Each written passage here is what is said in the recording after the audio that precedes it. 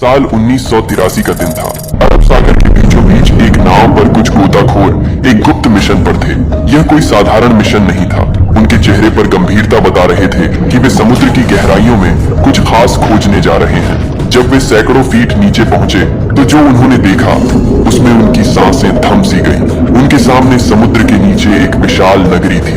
ऊंची ऊंची दीवारें, सुनियोजित सड़कें, भव्य महल और मूर्तियां, मानो समय ने इसे छुपाने के लिए समुद्र को अपना पर्दा बना लिया हो। उनकी हैरानी तब और बढ़ गई जब उन्होंने नगरी के पत्थरों पर नक्काशी और संरचनाओं को देखा जो किसी आधुनिक तकनीक से कम नहीं थी। जब इन पत्थरों की जांच की गई तो यह पता चला कि वे महाभारत युग के हैं।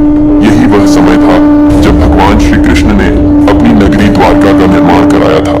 लेकिन सवाल यह उठता है कि क्या यह सचमुच वही द्वारका नगरी है जिसके बारे में हमारे पवित्र ग्रंथों में लिखा गया है। ये तब की बात है जब जरासंध के लगातार हमलों से परेशान होकर श्री कृष्ण ने मथुरा छोड़ दी थी। उन्होंने समुद्र के ऊपर एक ऐसी नगरी बसाई जिसे समुद्र देव ने अपनी अनुमति देकर 12 योजन भूमि प्रदान की थी। इस नगरी को विश्वकर्मा ने बनाया था। लेकिन क्या समुद्र के नीचे मिला यह शहर सचमुच वही द्वारका था?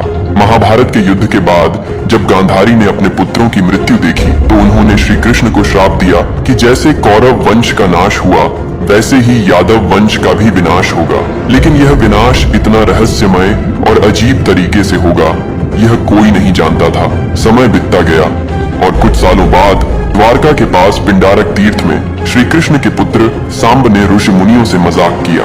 एक गर्भवती स्त्री का भेष धरकर उन्होंने ऋषियों से पूछा कि उसके गर्भ से क्या जन्मेगा। यह देखकर ऋषियों ने क्रोधित होकर श्राप दिया कि वह लोहे का मूसल को जन्म देगा और वह पूरे यादव वंश के विनाश का कारण बनेगा। युवाओं ने जब कपड़े हटाए तो सचमुच वहां एक लोहे का मूसल था। यह देखकर राजा उग्रसेन ने उस मूसल को चूर चूर कर समुद्र में फेंकवा दिया। लेकिन वह श्राप यहीं खत्म नहीं हुआ। वह मूसल समुद्र में जाते ही विनाश के बीज बो चुका था। समय बीतता गया और यादव वंश आपस में मतभेद, क्रोध और नशे में डूब गए थे। एक दिन ऐसा आया कि एक मामूली बहस ने विकराल रूप ले लिया। द्वारका में यादवों के बीच युद्ध शुरू हो गया।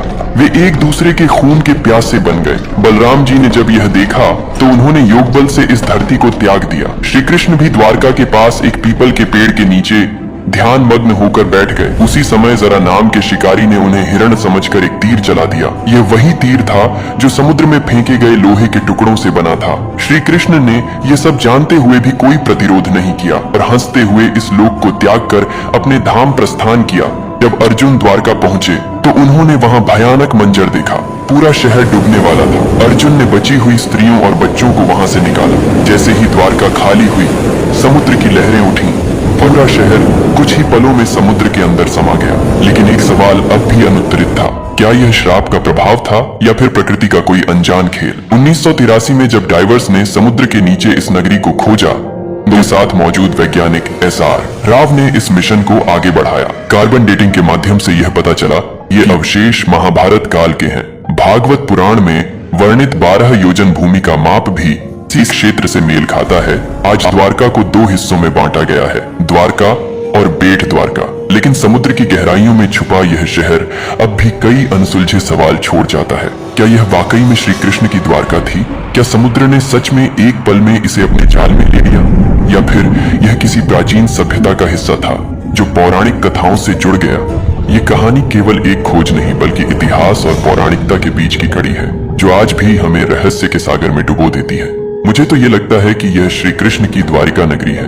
दोस्तों, आपको क्या लगता है? अगर आपको ये कहानी पसंद आई हो तो इसे शेयर करें और हमें कमेंट्स में बताएं कि आप और कौन से ऐसे रहस्य जानना चाहते हैं।